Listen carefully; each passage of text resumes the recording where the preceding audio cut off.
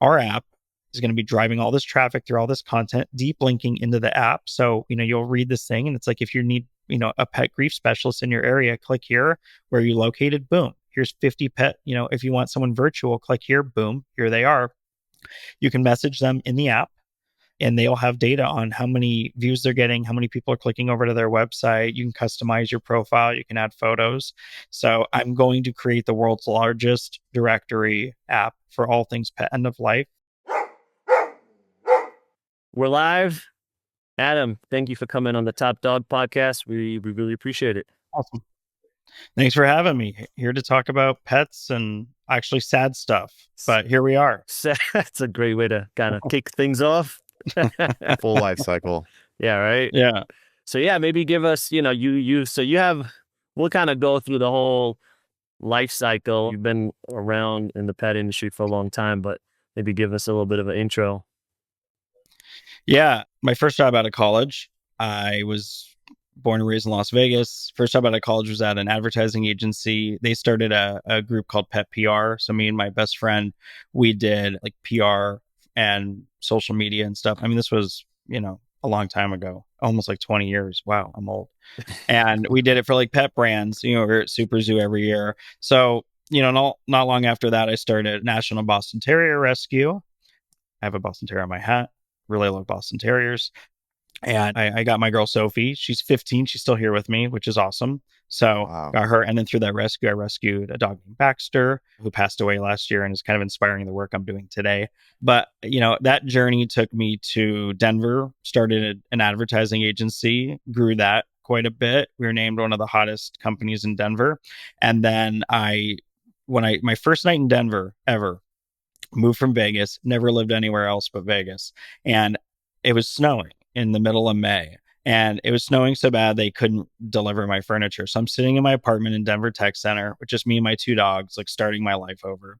And I had nothing but like an iPhone and iPhone charger. So we're just all like sitting on the ground, and I had like their blankets and pillows from the drive from Vegas to Denver. And I'm like on my phone looking for veterinary hospitals, and every website was so bad. I was like, well, this is going to suck because, I came from an agency world and a web design world where like, your value as a business still to this day for me totally depends on the quality of your website, to be honest. That's just how it is. So yeah, I kind of like, took that idea. I was like, that's a thing. So anyway, I had a couple like little things happen, decided to start a company called Whisker Cloud. I had my agency, had all these Denver businesses, but I honestly hated half of them.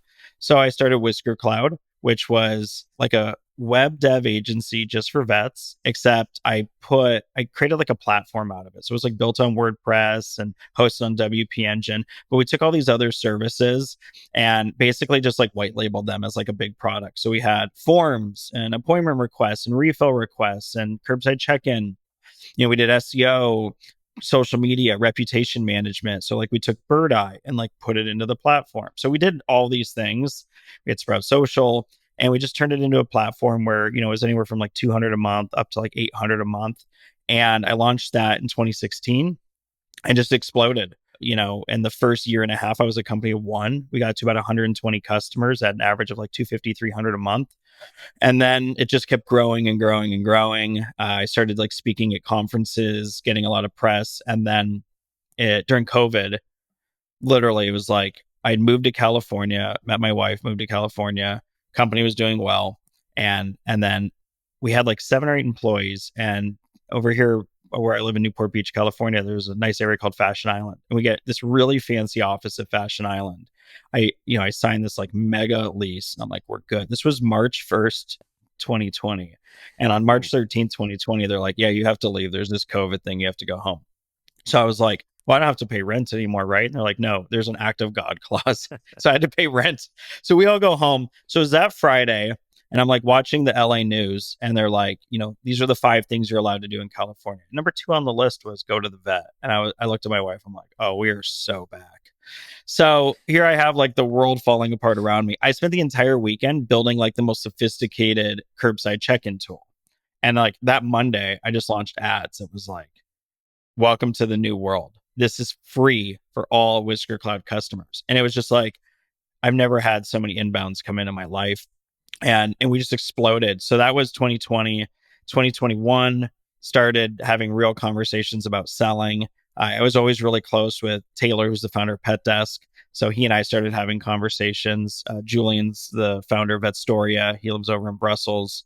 So anyway, we all started talking. And then, yeah, in February 2022, signed the papers, sold Whisker Cloud for a pretty big exit, more money than I ever thought I'd make.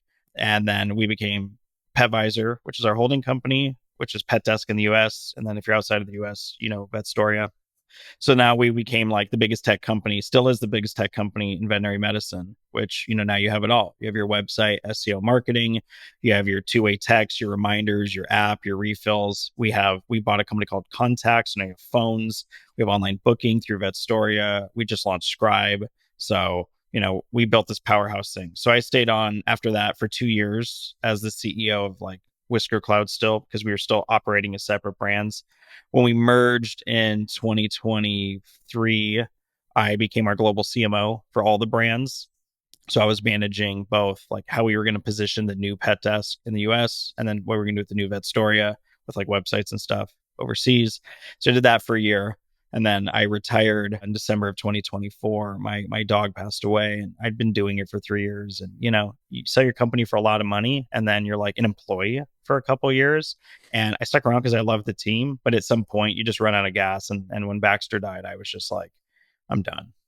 And that was my really, really, really long, quick intro into me. And here I am right now. Wow. What'd you say? I mean, What a rap yeah, sheet. right. Like there's a lot to unpack there. Well, I mean, I guess if you want to share, but what did you sell the company for? Or a rough Yeah. estimate?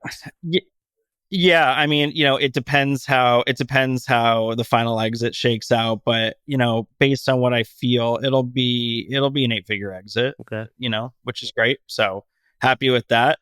I'm a guy who grew up, with no money, really really rough parents, moved out of the house when I was 16, so it was just like, you know, And figured shit out and made my own way my whole life. did you own the majority, or were you raising money over the years and got diluted to whatever? I owned 100%. I bootstrapped 100%. it. I decided to just take the pain for for 8 Yeah. years. And I remember, there were a lot of days where my wife and I would talk, and she'd be like, you're miserable, you're not sleeping. Like, I have this like stress cough. I would just like wake up in the morning and just like hack for 30 minutes, Yeah. 4:30 in the morning. And I would just kept telling her, like, just trust me, this will work. Just trust me, this will work. We got to get through this. So yeah, we got through it. And yeah, so it was nice. It was half cash, half equity deal. So we got enough cash to where we literally never touched it. We just invested it. Yeah, I could die tomorrow. She never has to work again. And like I said, I own, quite a bit of equity still in the company, and they're over there rocking it. And after 3 years, I'm like, yeah, like, maybe a year into it, they desperately needed me. I was still running the Whisker Cloud line of business, and we were hiring a lot, and we were growing so much. But, they brought on an amazing CTO. Like, our exec team just got so good. They just didn't need us founders. All of the founders left because we were like, yeah, we're good. We got our money. And I mean, it's not like, oh, we got our money, we're out of here. It's like we got paid, and like, they're building this bigger thing that's bigger than all of us. Mhm. And when you're a founder, I still saw it the way I wanted to see it, but they needed to get beyond the founder's vision. And I think that's what every company does. So it was a great time for me to leave. And like I said, when Baxter passed away, he was, my soul dog. He was 12 and a half, and kind of got like ripped away from me out of the blue. I lost the will to go like fight the fight every day, like instantly. I lost my dog 2023. And honestly, it's, I don't know. You always see kind of in the movies, like, oh, I lost my dog, and they're sad for a minute, but it's like, no, man, it takes a minute to kind of recoup from that, because it's a family member, depending on how long they've been with you. My dog's 16 years together through and through, Yeah. divorce, moving to a different country. Like, you just go through so much together, and then it's like, they're not there anymore. And it happens fast too. Like, in my case, it was, from like being pretty good to, the fact that we had to like put him to sleep was a couple of weeks, 3 weeks, you know? I mean, you and I, that's how we met. We talked about Yeah. that. I mean, I remember you telling me that story, and I mean, it was the same for Baxter, and it was just like, he's here, he's fine. Something's not right. We knew something wasn't right. I mean, we were spending tens of thousands of dollars on figuring out what's wrong. I mean, I think that was the thing. It was like, okay, we're gonna figure this out. My girl Sophie, who's 15, she's upstairs right now. 2013 or 2023, sorry, she was like really sick and like hiding under the bed, like she was ready to die. And we couldn't figure it out. And we had a doctor who's getting ready to retire, and we like begged her to see us. It's like, I always brag, I'm like the most well-known non-vet in veterinary medicine. You got to help me out. Yeah. Which is like, when I was like 18, if you would have told me, I'd be like flexing about that. I'd be, could have been cooler, but it's fine. But anyway, yeah, so we got her to take Sophie's case. She diagnosed her, it's Cushing's, it's hyperthyroidism, it's a couple other things. And, Sophie's on quite the medicine stack. But here we are in 2025, 2 years later. Dogs with Cushing's and the stuff don't live that long. And, she was at the dog park yesterday going crazy. So, we have a puppy in the house now. We have a rescue cat. Baxter was a rescue. We had Sophie, and, I didn't want her to die alone. I didn't want her to, be bored, be sad. And the other thing I didn't want to do, because she's the most stubborn butthead on earth, is I didn't want to bring in a dog, go rescue a 2-year-old or 4-year-old, 6-year-old, whatever it is. And that dog's like, this is how I do shit. And Sophie's like, no, Yeah. this is how I do shit. So we didn't want to go down that road. So it was like, okay, I'm going to bring in a puppy. Found a family with, they have multiple generations of Boston Terriers. Their whole life is Boston Terriers. They're amazing.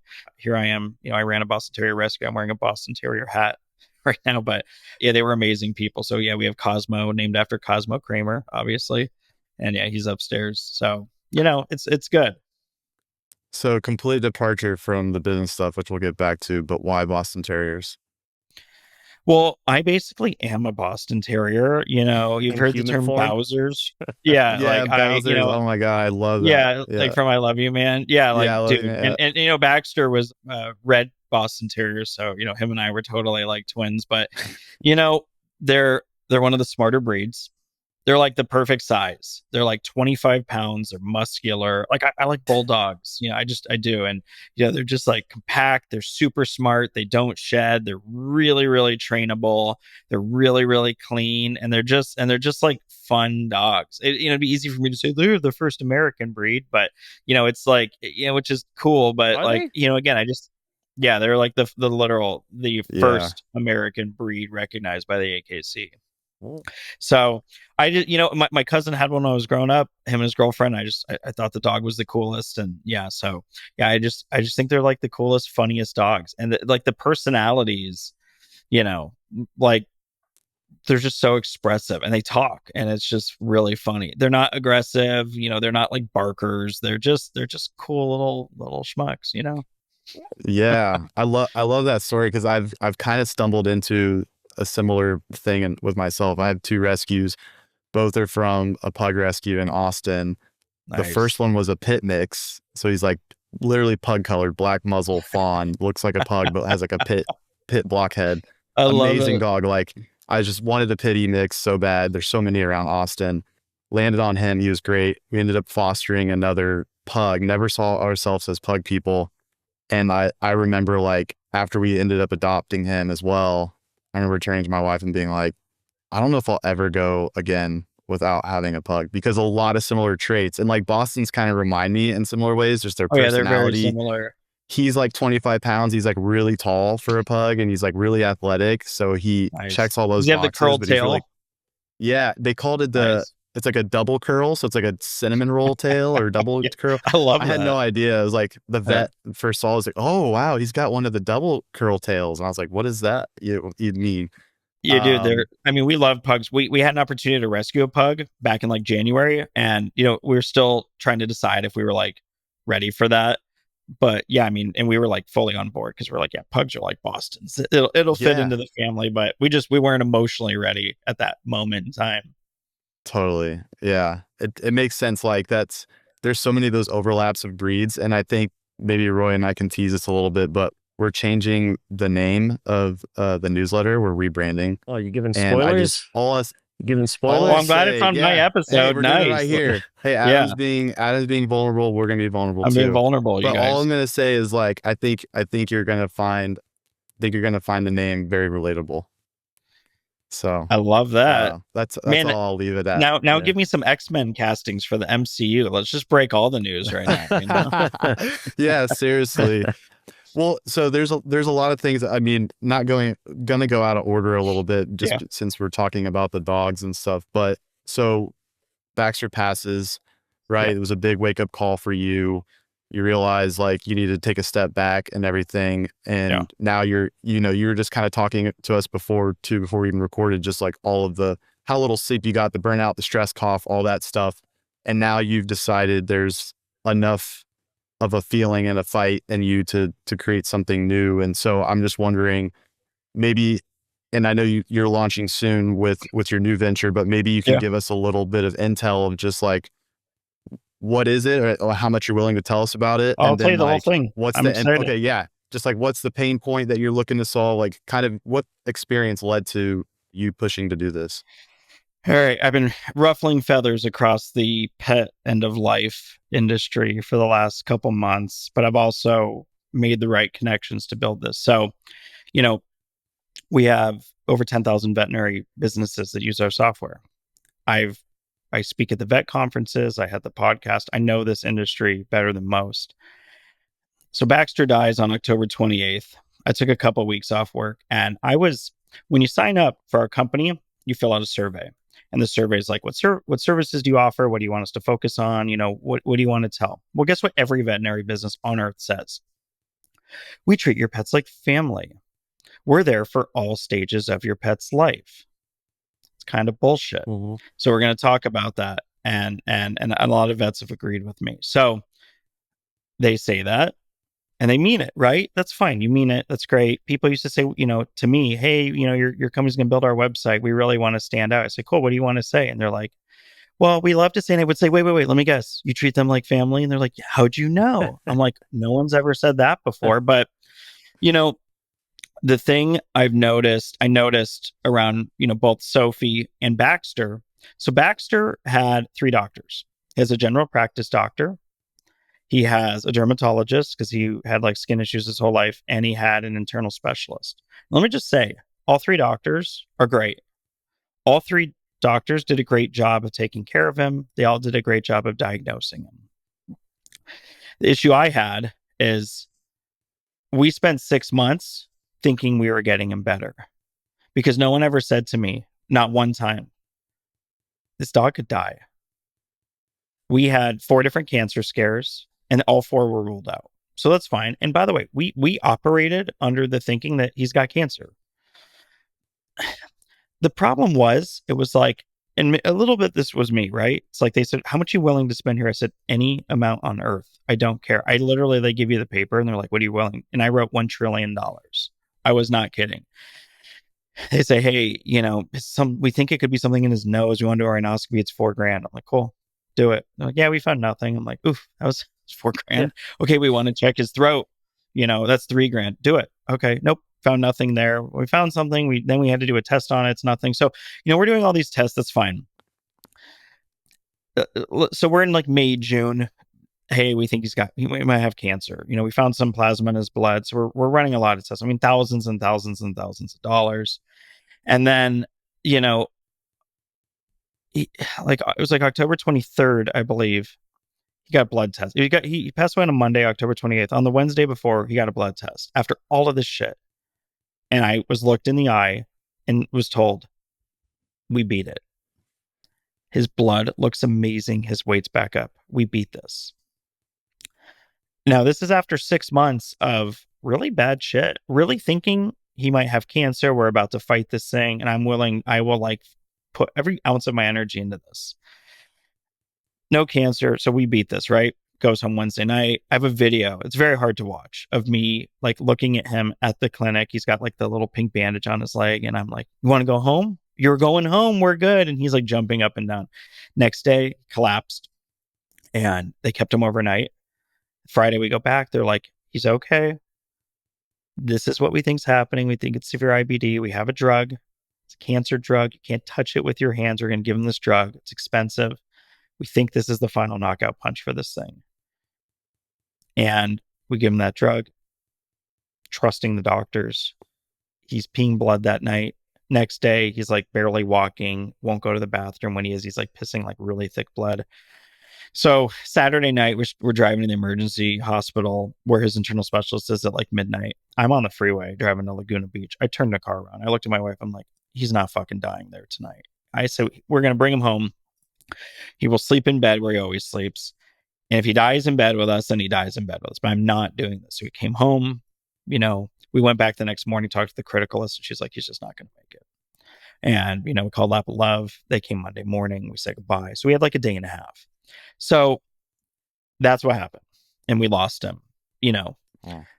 But I think there's a lot of little stuff, right? And again, like, trust me, I know so many people have it so much worse than the story I just told. But here's what upset me.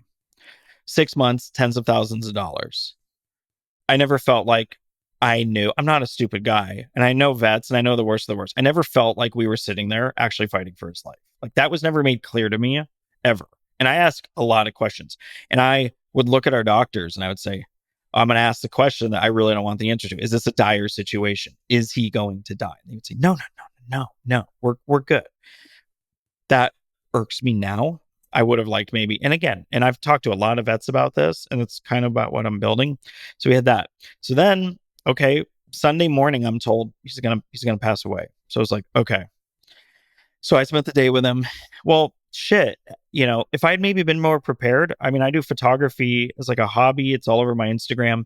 I would have done family photos with me, my wife, Sophie, Nala, Baxter, but we didn't get to, so like me and my wife took him to his favorite beach. She took pictures of me holding him. I took pictures of her. We took pictures of him laying on the beach for the last time. We put him in a cart, and like, because he really was having issues walking, we like walked him around the neighborhood so like people could say goodbye. It was hard. And then the day comes, Lap of Love was amazing. I said, hey, I might want to do like a tattoo of his nose. Do you guys do the nose prints? Like, oh no, we don't do that. So I was like, oh, okay, shit. Well, I didn't know that. What do you do? And they're like, well, we can shave some of his hair. I'm like, oh, it's a little Boston tear. I don't know what I'm going to do with little brown hair. I know what I would do now. We got a paw print, and then I was in shock. I mean, this dog was my It's a lot life. to process. He was like my son. He was like the love of my life. So, they're like, do you want his ashes? And in that moment, I hadn't thought about it, and I was like, I think it'd be too hard to stare at them all day. So no, I don't. They said, if you don't, we have a program where we'll actually, we do a ceremony and we put them in the ocean. So I said, you know what, that sounds really nice. Let's do that. Because I just didn't know. I didn't know shit about any of this. So that was it, and he was gone. And the thing I'm upset about still is I needed our vets to maybe be a little bit more direct with me. Even on the dude, we're doing a lot of tests. You're giving him a lot of like pain medications. You might be keeping him alive, like in a very, very, very bad state. And those final 30 hours with him, he did things. It's hard for me to even talk about him, but he did like 3 things that were like every person would. It's like a movie moment with your dog. I'll tell you all one part. There's 2 others I will break down if I talk about, but he like couldn't walk. And he was in the cart. We went to this little park by our house, and I just let him lay in the grass. I just literally like lifted him out and just like laid his body in the grass because I was like, I want him to feel this one last time. He hadn't walked for like a day and a half, and I said, buddy, you okay? And he like just his front legs like picked himself up and like crawled over and laid next to me, which was like just great. And that was like, he did 2 other things that were much more touching. Anyway, after he died, I was like in a fog for like a week, and I was like on the internet searching for shit. There was nothing. There was literally nothing. The best I could find was on Reddit, the pet loss forum, which is amazing, which sort of inspired what I'm building. I was sitting there a couple days later. I looked at my wife. I'm like, maybe we should have gotten his ashes. We fucked up. I said, well, I want to honor him. So I'm like looking for things to honor him. I found nothing. Like nothing that was worthy of Baxter to be in our home. There was just a lot of cheap stuff, Etsy stuff, River Rocks, fake glass shit. I was just like, no. So We had people sending us gifts and cards. The thought was amazing, but the gifts, again, the thought was out of this world. No one should have to do that. But they were sending like, it's like, here's this little thing. It's like cheapy stuff. It's like, okay, it's a thought that counts. And it was incredible. And I love everyone who did that.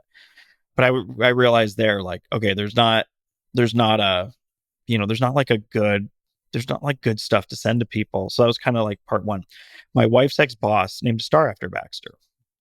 And I was like, holy shit, that like hit me right in the feels. And I was like, okay, that's really fucking cool. Now I ended up calling that star company. I'm like, is this like a database? Does like NASA know? Do they look at that star and say that's the Baxter star? And the guy's like, no, dude, it's like a Google sheet. We just pick stars. I was like, oh, still really thoughtful, but whatever. So anyway, but like there was no resources online.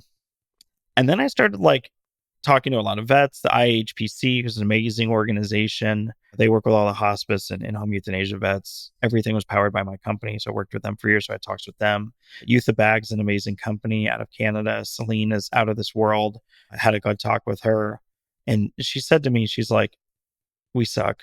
The pet end of life space sucks. You have to fix it. So anyway, that was, November, December. I had to go speak at London Vet Show. I was on stage in the main room at London Vet Show 2 weeks after he died. And I talked about him on stage. I had like half the room come up to me crying afterwards. So anyway, that's the circumstances that led me where we are today, is that 70% of households in the US have a pet. We're all going to deal with pet loss, and it's fucked. It's fucked because vets who are great doctors are already not great communicators. They'll tell you that themselves. I've worked with over 10,000 of them. And when your pet's dying, I've talked to a lot of people who say like, God, the vet was so cold. And I've talked to a lot of people who are like, they didn't fill me in. Now I'm always going to see it through my lens. And I think my vets, like all of my vets cried, all of them. And I don't really see a lot of vets cry. So I know what he meant to them. In fact, like Sophie went to see our GP vet who was with Baxter, and she said she was thinking about him the other day, and she like broke down in front of us. This is 6 months after he's gone. It wasn't her dog. So like he obviously meant the world to her. But this pet end of life industry is huge. There's going to be the pet cremation service industry is going to be 1.3 billion this year. No one really thinks about that. You take your pet to the vet, they pass away. No one actually knows what the fuck happens. I think a lot of people would assume that they cremate them right there at the vet hospital, which is not the case. They don't know that there's like a monopoly with Gateway, and then there's like a bunch of people fighting for that. This is a multi-billion-dollar industry, the pet end of life space, and yet it is like the most janky world I've ever come across, even worse than veterinary medicine was when I first found it. So I'll pause there because I'm on a monologue here, but I'm building something amazing to combat this. So I'll pause in case you have any follow-ups, and I'll kind of talk about what I'm building. Dude. Oh my gosh. What a journey, man. So wow, there's like so many parts to that, and so sorry you had to go through that. Like I was feeling all those feels of you being in that situation, and just it's hard not to hear a story and immediately put yourself in that situation with your own dogs. And I made a hard rule to myself. You touched on something. I made a hard rule to myself because I'd be crying on like TikTok or Instagram or Reddit. I've been on those forums, like I'd stumble across them and I'd read about someone who just posted, sharing their story about their best friend and how they suddenly passed. And it's really hard now in the present to be taking advantage of all the time you have with your pet now, not taking that for granted. So it's like my hard rule is anytime I read one of those stories or hear that, and I'll do it right after we finish the show, is like I go and I just lay with my dogs for 5 minutes. I just lay with them, nothing, just let them crawl over me, whatever, because I need to carve out that time and appreciate that, because you never know, when that time comes in that day. And it's like, I hate thinking about that. And in fact, the last thing I'll say, and I'll flip it over to Roy, is I made it a point after the first year and a half I had both my dogs, I went and got tattoos of them. Cause I was like, I want this to be a happy moment. I want to do it now and celebrate and not have to feel like I'm crying over, fresh ink, because that's like, it is a thing where it's like that loss, that fear of loss and that impending doom and feeling like you don't have someone in your corner to champion the whole process, from like the grief to the memorialization of it. And just like, there's so much emotion that you're going through, right? Yeah. Like you can't make that decision of like, do I keep the ashes or not? Like, I'm just, holy shit, I'm Yeah, just trying to maximize this time with them. Like, it's I so agree. much. And vets need to be, they need to be taught that. It's like, they need to be able, and I understand it's a really hard conversation. And, like, I think the other thing I've stumbled upon, and what I'm about to say sounds horrible, but it's true. It's Roy's like, oh shit, what's he about to say?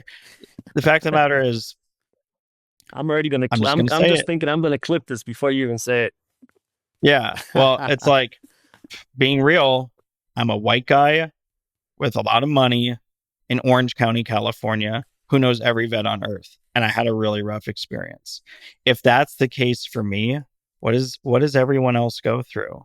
And I'm not trying to sit The here and make it same about thing. race or make it around money. Yeah, but it's like, but my point is like they don't go through the same thing though. That's the problem. It's because it's like I had I spent tens of thousands of dollars to be able to run these tests. I was able to afford to have, pay $1,000 to have someone come to the house, and, Baxter could pass away in my arms on a couch, in his favorite blanket. It's like, I agree with you. It's like the same thing, but like, I also had the ability to do a lot of stuff. Now I obviously worked my ass off to get to that point, but again, it's like, there's a lot of veterinary deserts out there where there's not in-home euthanasia. There's a lot of veterinary deserts out there where there's not like good cremation. So I had this fucking horrible experience with kind of every advantage on earth.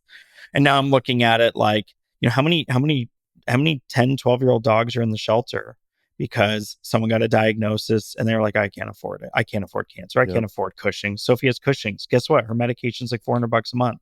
How many dogs who, the three of us on this call understand it. Like, Baxter was my kid. Sophie's my kid. This is her house. This is Sophie's house. Sophie has Cushing, so she has accidents in the middle of the night. It's like the other night she like pissed everywhere in the kitchen. And my wife and I come downstairs and we're both like, and I looked at her, I'm like, you know what? Thank God we get to be cleaning this pee right now. Because the alternative is there's no pee and there's no Sophie. So, but yeah, it's like, it's a really fucking horrible situation when your pet dies. And if you don't have a shitload of money to throw at it, I think a lot of pets get screwed by that. So it's really tough. It all sucks. Everything sucks. Yeah. Clip that. Here's Adam's positive. Everything that's sucks. The thumbnail. That's the thumbnail. That's the takeaway. But it's funny that you say that, because I like I said, that my other dog passed 2 years ago. I have another pit bull. She was sick a couple of a month or two ago, and she does this. So she wasn't eating. She was peeing blood. Just, I was having flashbacks of 2 years ago. I was like, fuck, no, like, I hope this isn't happening, because just like spiraling fast. And when she wasn't eating, she has this thing where when we eat dinner, she'll be like a little annoying. So she'll just like, not for me as much, but for my wife, she'll just have her head here. Like as my wife's trying to eat, and I like push her head. It's like, and then when she does it, when she wasn't eating, it's like, oh, I miss that so much. Like I would do anything now to have that annoying thing that you do regularly. Yeah. And then, when she was young, a little to your point where you were saying earlier, when she was young, she would kind of limp a little bit. Like she had, I guess, what they call it, laxating patella, I think, where like something in her joint and her legs pops in and out or something. And the vets were, and this was, she was a year or two. And they told us this actually after she had a surgery, because she decided she's going to ingest a part of a tennis ball. So she had to have surgery. I think that cost maybe $2,000 or something. And then we went back to the vet with this thing, and they were like, you should have surgery on this. It's not going to be maybe a solution forever, but it's a solution for the next few years. And I'm talking, she was 2 at the time, right? She's 11 now, right? And they were telling us that without it, like it's not gonna be good. Fast forward 10 years, I never got the surgery, right? And to highlight this even further, I've had a few different things with my previous dog, with her, where you go to the vet, and I'm not. This is not to shit on vets by any stretch, right? They have a very difficult job. but they definitely push a lot of things where I'm always hesitant. And 9 times out of 10, in hindsight, I was right not to do that thing and not spend thousands of dollars to have this test or try this drug or have this surgery. So it's like, when you have a patient that can't speak and you have to know them well enough and have, some intuition about what's happening, because again, vets are going to, it's a business. And again, this is not to shit on vets. It's a very tough job, because also when you were talking earlier, I was thinking, because when I put down, I don't know what's the compassionate term to say, but when we put Taco down 2 years ago, we did go to the vet's office. They actually made it very, I know it sounds like cold, but they actually made it very warm. It was a decent experience. But I started thinking, like, man, they must do this multiple times a week, maybe multiple times a day, depending. No, it's 5 or 6 times a day, Yeah, every day. like almost like vets almost should not be doing it. You know what I mean? Like, you should take away this part of the business, because just what that does on the soul, to just have to put down X amount of dogs or cats every week, like almost lap of love or similar businesses. I think they're almost more suited to do that versus pets that already have to take care of dogs. There's a workload, there's all these different things. But like, if you have a business that's their sole focus, I don't know, it's almost, I think it's going to be, obviously, like, they're going to lose some income over it, but like, I just don't know what that does to the human psyche, to the soul, especially these people obviously love dogs. That's why they got into and cats, and that's why they got into the business. So just to have to do that on a regular basis, yeah, I don't know what the emotional toll is on that. When I used to hire people at Whisker Cloud, I would say, this is the nature of our business. We have over 10,000 vets across the hospitals that use us, and practice managers and RBTs, and they email us. And I'm not going to sugarcoat it. Our support team gets crushed every day. And a lot of those emails aren't always the friendliest, which is interesting, right? Because you have veterinary medicine. And again, I think higher of vets than anyone else on earth. I think they're the best people on earth. Being a vet's really fucking hard. Imagine my human doctors suck, by the way. I have like the worst human doctors as part of Kaiser Permanente. And you can clip that and send it right to Kaiser. My human doctors suck. And my doctor, like, they're like, oh, your ankle hurts, go see this person. Oh, you have your plantar fasciitis, go see the podiatrist. There's not that at the vet hospital. It's like they have to come in with a patient who can't talk, who's probably trying to hide pain and figure it out. I mean, it's really cool. But what I say to my employees is, you know, they're getting screamed at all day. They're getting bitten. They have, horrible pet parents. I mean, we've all been to dog parks. Half the people there are psychopaths half the time. And it's like, those people also go to the vet. And then, I always say, like, most vet offices do 5+ euthanasias a day, Wow. every day. And it's usually not just the vet in the room, it's the vet, it's a nurse. And then, there's a lot of stuff going on. So I would say you're going to get rude emails. They get rude emails. You're going to get people who are really impatient. They're going to email for an update on a website, or you need something with their app, and they're going to say, do it right now. You're going to get emails on a Saturday night, and they're going to say, then they're going to email at midnight on, Sunday, and be like, where the fuck is this? It's like, we're closed. Sorry. But I would always just say, like, be compassionate to them. You didn't have to sit there and watch like a family soul die along with their pet 5 times today like they did. It's really hard. A lot of families say, you're charging me for this. A lot of families say, why didn't you warn us? I mean, there's a lot of bad stuff that goes into it. So I'm with you. Like, and in terms of the other stuff, it's hard, right? Sophie and Baxter, guess what? Baxter, I rescued him. He was like near death. He had skin problems. He had some other issues. He had stuff. He lived 12 and a half years. In my mind, he was stolen from me early. No joke. 2 weeks before he died, I emailed the entire PetVisor company. I put an email into our company Slack and said, I'm retiring. I'm leaving at the end of the year. Baxter hasn't been doing well, and I want to be around. I want to be with him. Sophie's getting older. What a place in life to be, to say, I'm retiring. I don't want money anymore because I'm going to go hang with my dogs all day. And he was gone like 16 days later.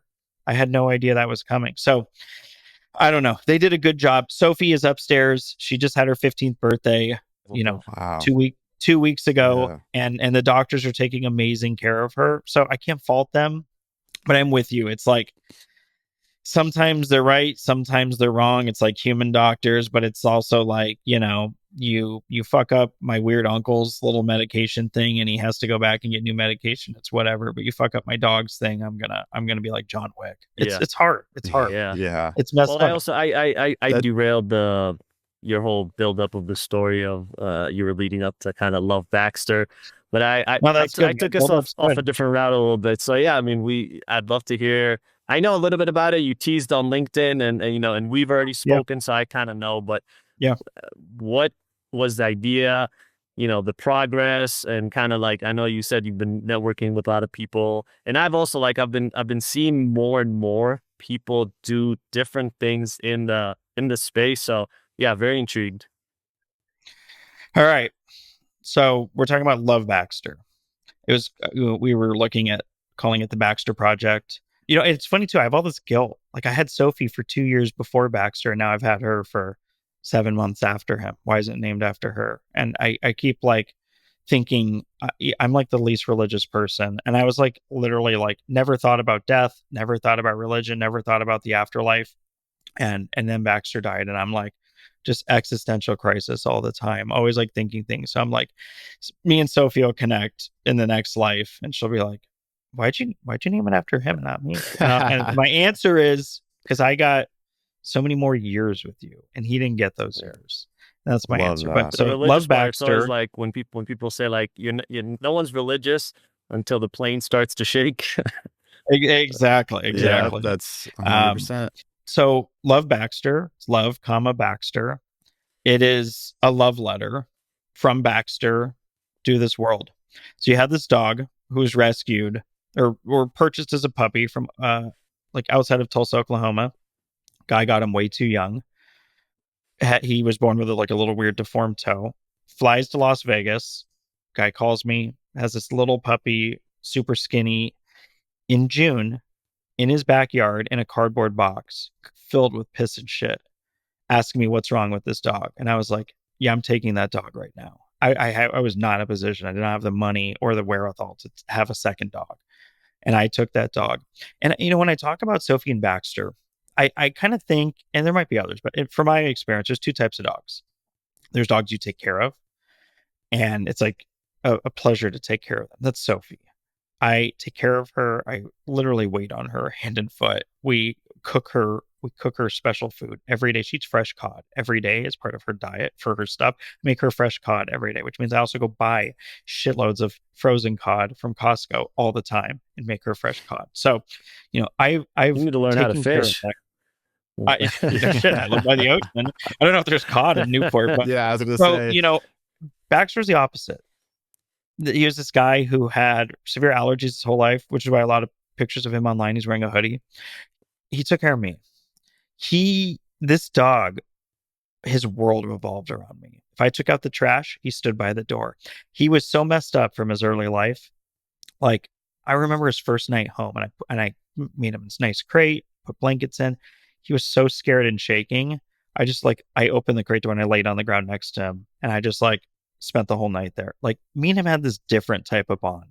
And like I said, like that final 30 hours with him, he did a couple things. There's one I have this like image of something he did.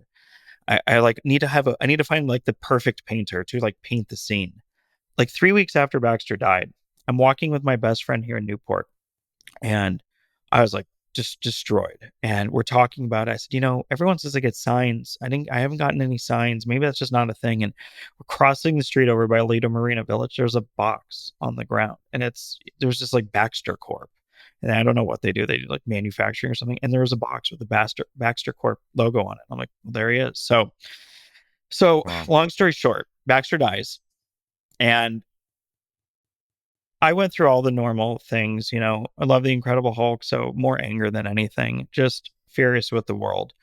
And then I'm like online searching for like the craziest shit I would never search for. I think we all do that. Like what you said, the plane starts getting a little shaky and you start thinking like those pearly gates might be real. Mhm. I might need to, quickly apologize for some things I've done.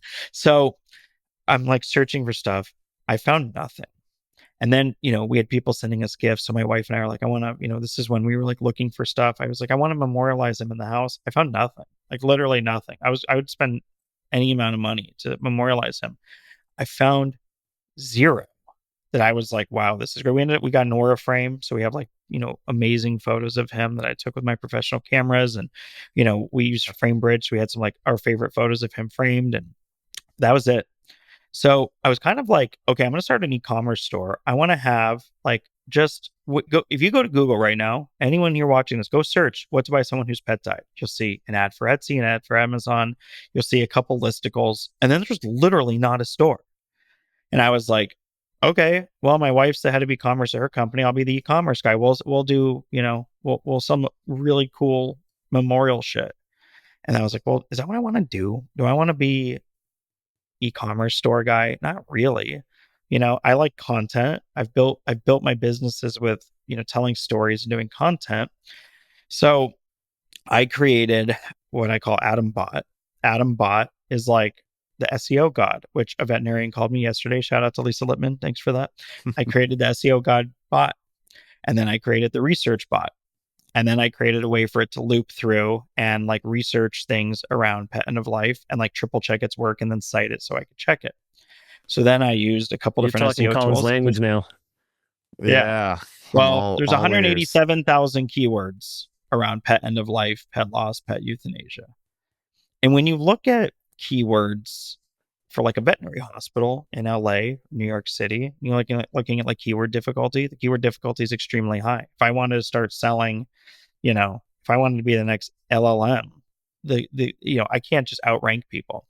But here we are in the pet loss world where no one does SEO.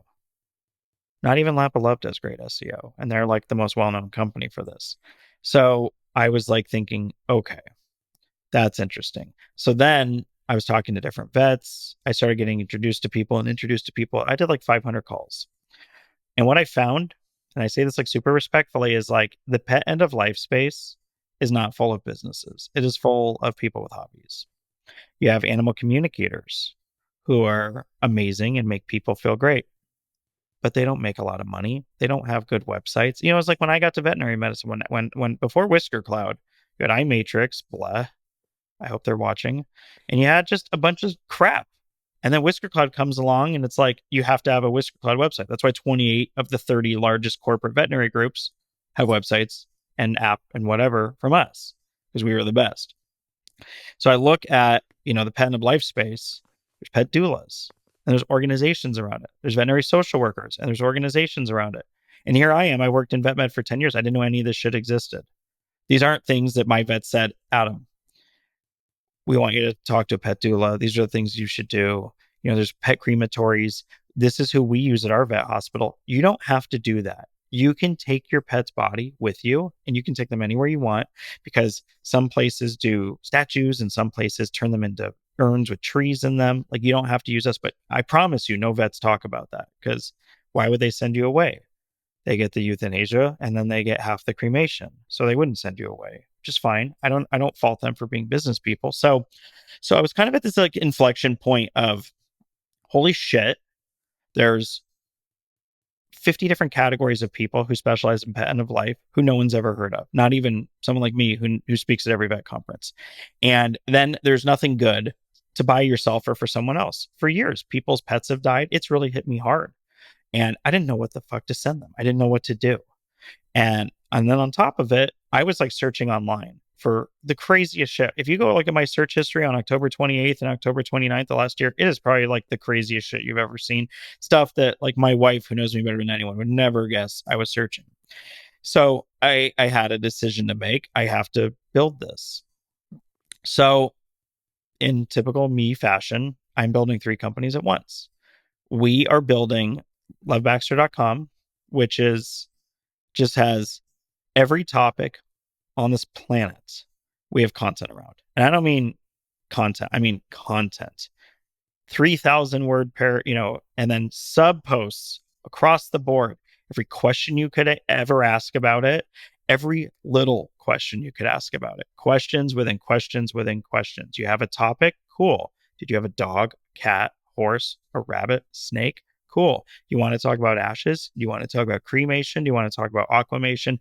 Like, that's all I'm doing. It's just creating content. And that's just going to be a long play. We're just keep creating content, have a YouTube channel. So, I have a lot of experts who are also helping with content from the veterinary space and pet and life space. So Love Baxter is a free website, and it'll be a free website. Just you're a pet parent and you need to go find the million things you don't understand. I don't want you searching the internet and going to bullshit websites and ending up on random Reddit threads. I want it in one place. So that's part one. Part two is we built a custom app. It's a directory. I like to think of it like care.com, you know, care.com. You can find like babysitters, people for kids, people for older people in your life, your grandparents.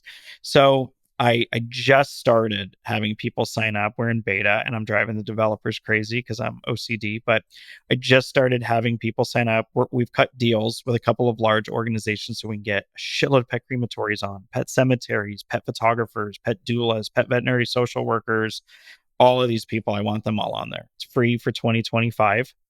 In 2026, the current plan is to charge $10.28 a month. 10/28 is the date Baxter died, and I want people to understand this isn't some like big money scheme. His birthday was 4/2/12. I can make it 42/12. I'm choosing the date of his death. Now, there's already great directories out there.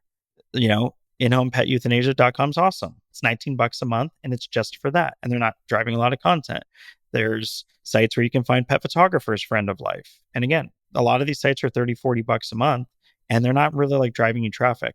Our app is going to be driving all this traffic through all this content, deep linking into the app. So, you'll read this thing and it's like, if you need, a pet grief specialist in your area, click here. Where are you located? Boom. Here's 50 pet, if you want someone virtual, click here. Boom. Here they are.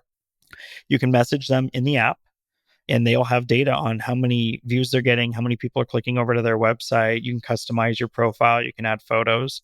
So I'm going to create the world's largest directory app for all things pet end of life. Think Thumbtack, think anything. I mean, there's so many things you don't know. And like I said, these one-off directory sites are beautiful. And I love that these people are building them, but I have to go to 10 sites to find everything. I would rather go here, message 3 in-home euthanasia vets, 3 pet crematories, 2 end-of-life photographers, and book them and be done there. So we built that. And then we have what will be the world's largest pet memorial store. So I've introduced Roy to some of my friends. Jake from Pup Essentials.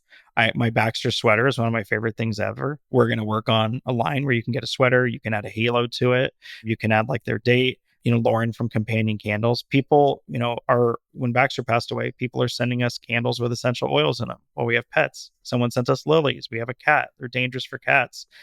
There's a lot of stuff out there. We're working with a company. Let me see if you can see this. If you want your pet to be on your keychain, Oh man, like love that. high quality. This isn't like cheap shit. This is thick. You can't bend it. This is like really, really cool shit.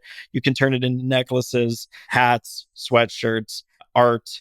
So, we're working with awesome jewelry companies. We're working with some like custom stuffed animal companies. We're working with some awesome companies that make like the most beautiful urns you've seen in your life. Because someone said to me, like, I spent $300. I got this cheap plastic urn. I'm like, yeah, I got you. Because we have like the best urns on earth. Now we have, we've got stuff that's $10 and we have stuff that's $1,000. But the point is, and we have digital stuff too. You can plant trees in a pet's honor. And when you plant the tree, scan a QR code, you can watch the tree grow over Is time. that with So Marlin? it's with Marlin. Yeah. So, and what's funny is like, I was kind of like going down this road of, I'm going to build all this shit myself. And I was like, I was literally like looking at like metal pressing etching companies. I was like, yeah, that'd be cool. We should do that. So I was like, I have a lot of followers in the pet space on LinkedIn. So as I was like posting about Baxter, I had people reaching out to me. I was like building my own tree planting business. And then, they reached out from Trees for Pets and they were like, and I just love them. I was like, I'm so impressed with what you're doing. Let's just partner up. Same thing with like Jake and Lauren and everyone else. I was just like, I could go do this myself and make a lot more money, but I love it. And I want to like have thought partners in the space. I want to help other brands. So we're working on we had a meeting yesterday with like the 3 most amazing women on earth. We are, I can't break the news yet, but we are working on having built in pet loss grief support from like literally the 3 best women doing it right now who've already built the most amazing platform. And I'm like, okay, I was going to build this. I've been talking to pet grief specialists about how it would work. We'd hire them, but I'm like, you've already built it out. You're all amazing experts. I'd rather just partner up and white label and figure it out. So, this is going to be the singular place on earth for all things pet end of life, which is just, the saddest industry to be in. And, there's like a quote. I tell everyone to go look it up. There's like, it's all over like Instagram, TikTok. Go find the clip of Billy Bob Thornton talking about his brother dying. Yeah, I've seen it. And he talks about how like he's going to be 50% happy and 50% sad for the rest of his life. But like that pain is like a good way of honoring his brother.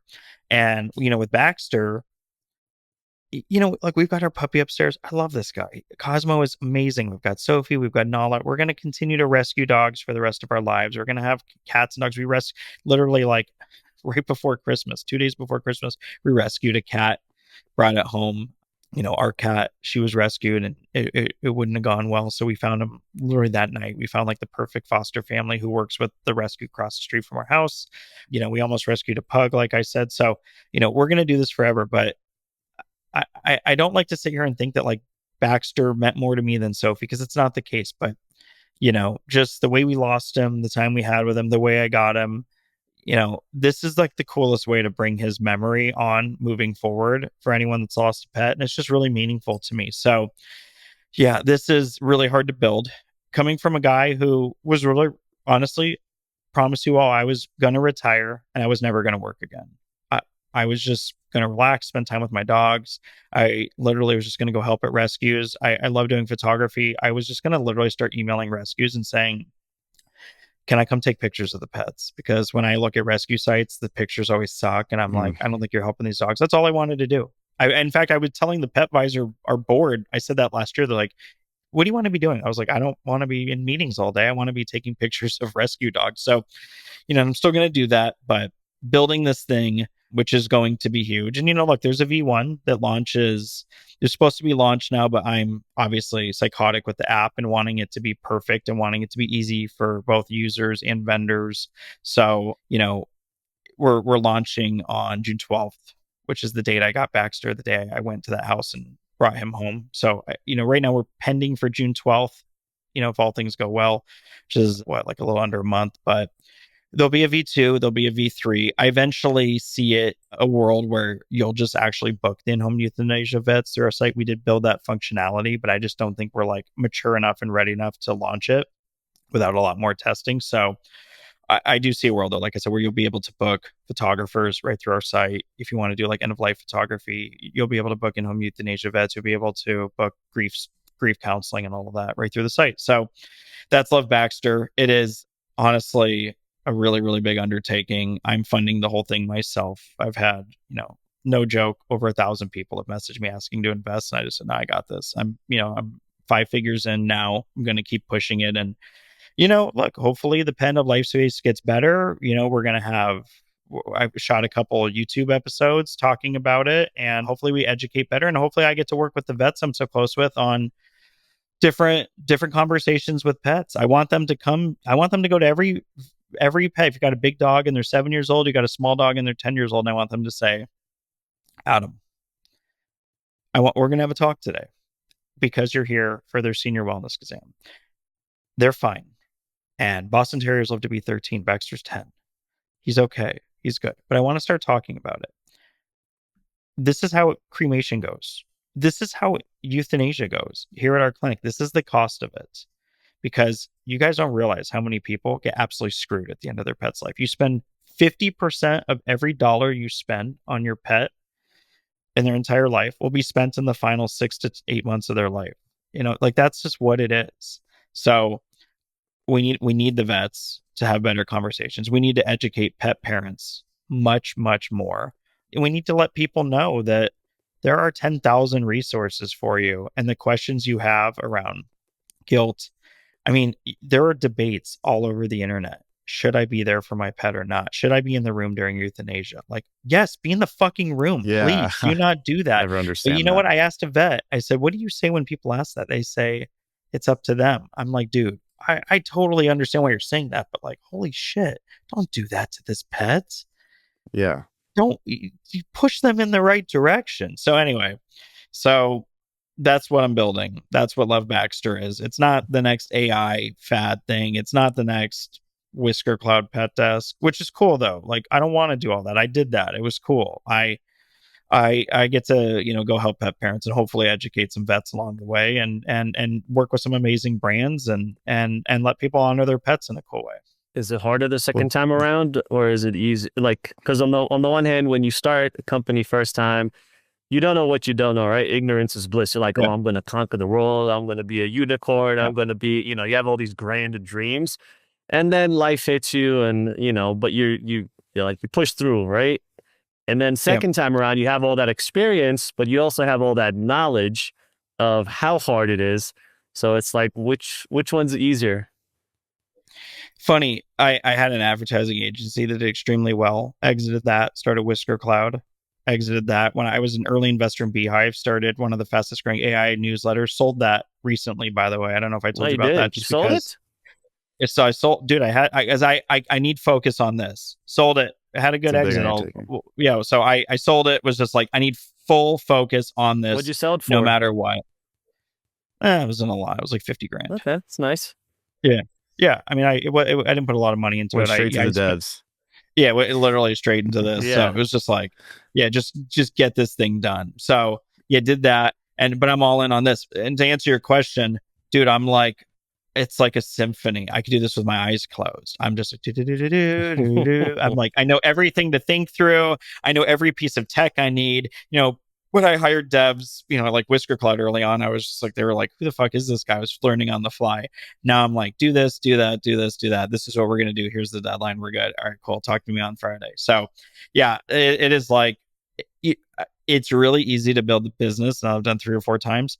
The hard thing is, I'm not kidding you guys. Like, I do two things. I either listen to like I love Japan and all things Japan. Our whole we totally like ripped our house down to the studs and did like Japan-y decor in it last year.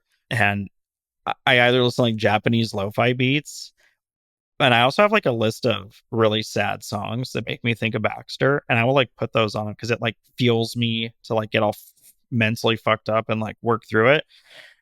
I can't. That's the other thing is like for years with Whisker Cloud, Petvisor, I was working, 10, 12 hours a day, 6 days a week, like it was nothing. I can't work on this more than 4 or 5 hours a day because it is so hard and so gut wrenching to work on. And I think with time it'll get better, but like working on this is just extremely hard because literally the content you're creating, the conversations you're having. Like yesterday, I had six meetings, and they were all like, talking about cremation and euthanasia and grief, and it was just like the hardest conversations. It is so mentally draining. Yeah. It is, and I'm someone that can get like mentally overwhelmed before I can get physically overwhelmed. But building, it's fun, but it's hard. But that's like that perfectly like personifies or mirrors like what you're going through, and that like taxing emotionally and spiritually and like going through that while you're building it is exactly the cultural shift that needs to happen on the pet owner side, because it happens with humans too. Like we all shy Yeah. away from death because it's painful. And the more you lean into it, doesn't necessarily make it easy, but it definitely takes off. It's like not this fearful thing of the unknown, or I'm just going to like, punt that down the road until I have to think about it. Because at that point, then you're an emotional wreck and you're not thinking logically and you're not thinking clearly about I all those agree. decisions that you want to make leading up to it. And as you see right now, the pet market has shifted into this humanization, into this proactive care. So like Yeah. everyone's targeting the food bowl.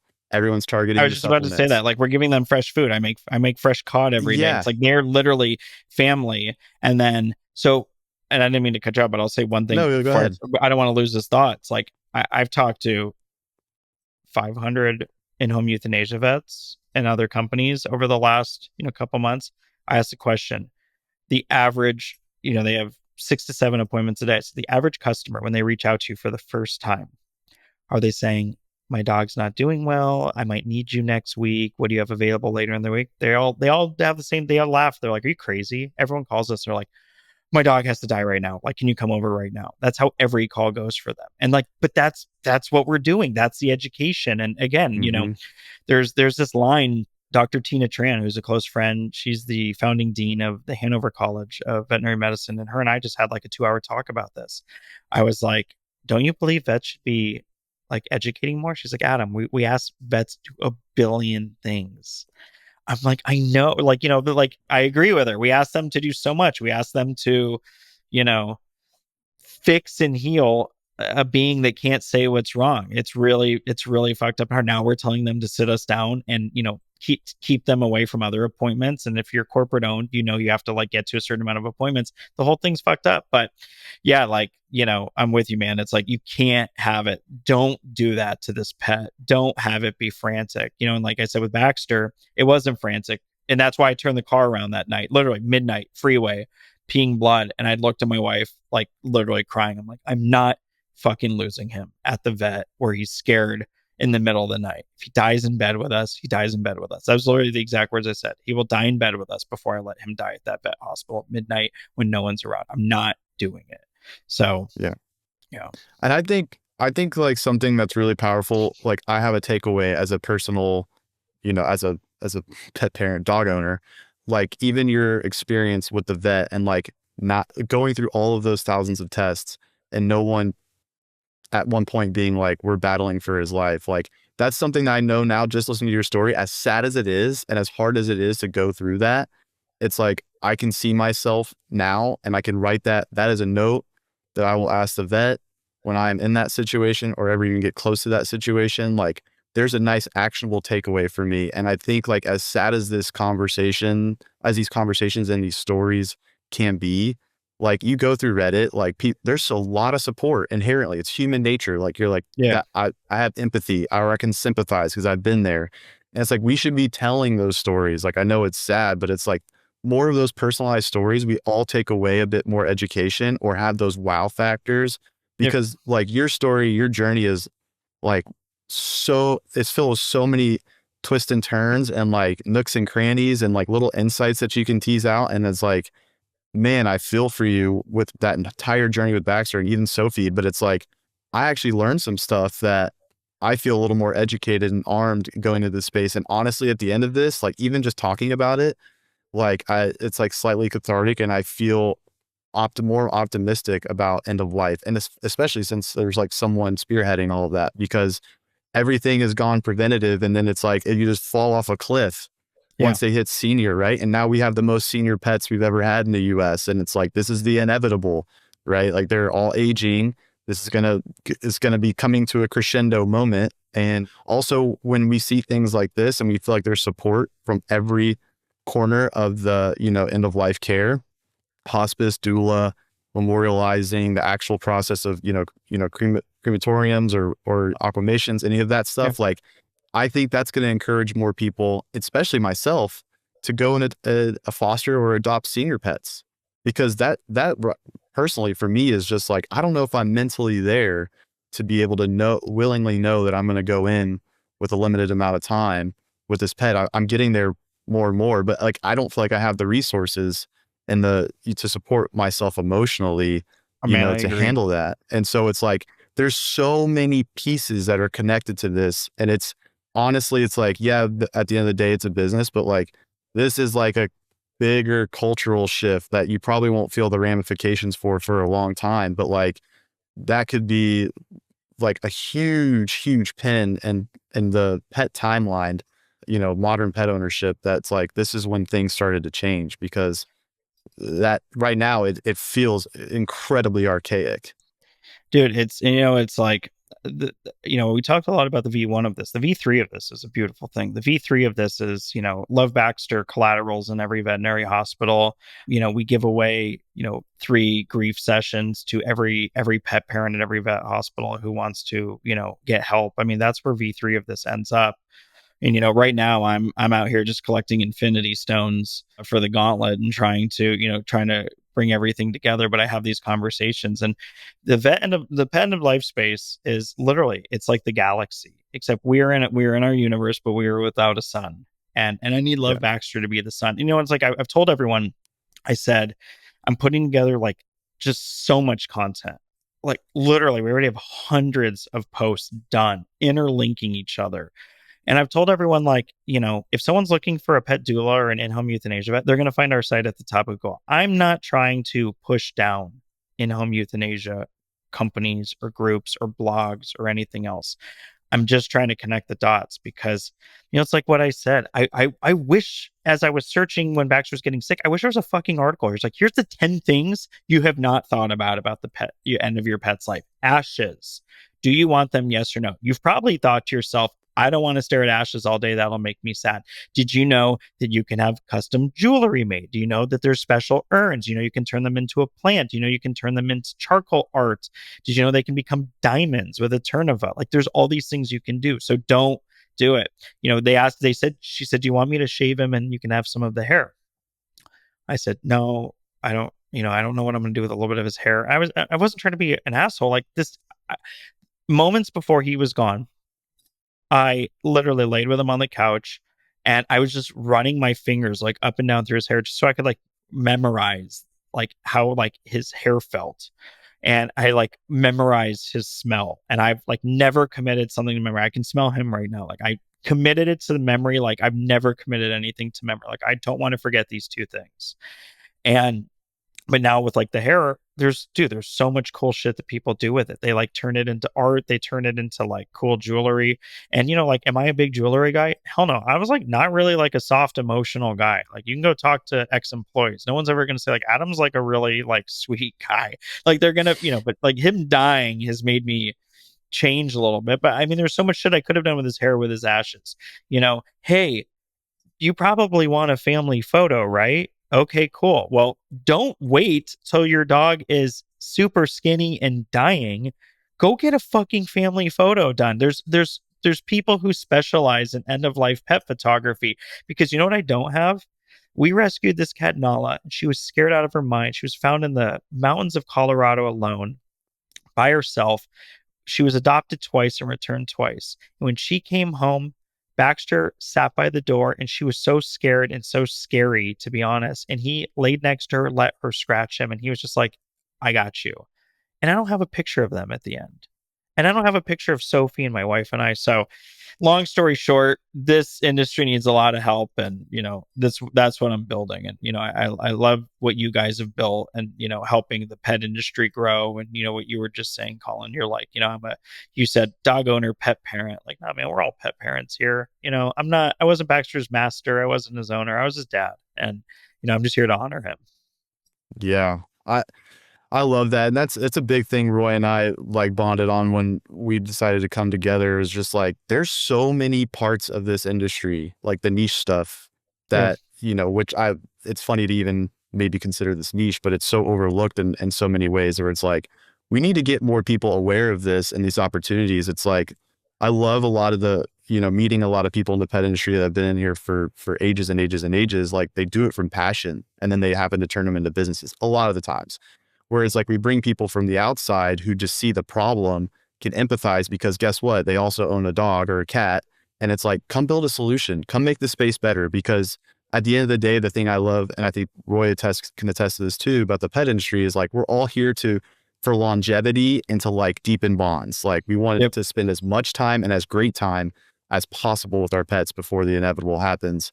And so it's like, I just think being able to share those stories, talk about them, and like expose more opportunity for people to take that leap and to come into this space and get connected is like the ultimate goal. And so it's really incredible what you're doing. I think there's like even so many components of that we could probably talk for another hour about. Is like, just one tidbit I'll give is like, I did a piece maybe like a week or two ago, but like pet insurance, so we know vet costs have gone up, right? That's a huge driver of dog ownership and cat ownership.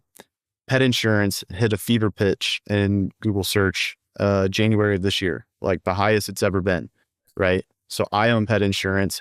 I've never once, granted my dogs aren't seniors yet, I've never once been talked to in the policy, nothing that has mentioned any bit or resources around end of life care. Massive opportunity as more people are trying to turn into pet insurance, because that also needs massive reform, as it's like less than 5% market penetration in the US.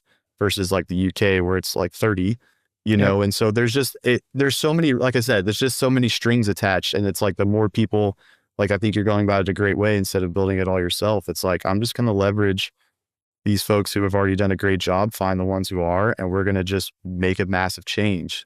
And I think it'll get done faster that way. And it'll ultimately be better for, you know, all the pet parents. I agree. Well said. Well, I think that's a great end of episode. Pitch. This was amazing. Yeah, this was a Dare I say little, my favorite little yet. different than what we usually do, I think, which is amazing because it's not too many people are as open and as transparent about, you know, things they go through. You know, a lot of people want to just, even on the business side, a lot of people aren't as transparent and open about what they go through, the numbers, how the soup is Yeah. made, you know, it's just like, or how the sauce is made. So it's just like, yeah, thanks for coming on. Thanks for being open, transparent, sharing your story. Oh And yeah. the best businesses usually come from some sort of a pain point or some sort of a trauma. So I don't think this will be any different. I appreciate you guys. This was a lot of fun. Thanks for letting me just talk at will. It's what I do. Yeah. No, you're great. Yeah. You're a great storyteller, fun to listen to. And where's the best place? Where you most LinkedIn, right? That's where you're the most active? Yeah, Adam Greenbaum on LinkedIn. You can follow, lovebaxter.com. Today's a landing page. Like I said, we're going live in probably mid-June, but yeah, you can go to lovebaxter.com, learn more about it. We have the Love Baxter page on LinkedIn. So yeah, follow along there. And yeah, this is going to be great. And if if you know someone who would benefit from being on the directory, reach out and let me know. Let's get them on there. We got to help more people in more places. All right. Yeah, absolutely. All right. Thanks a lot, Adam. Appreciate your time. Thanks, guys.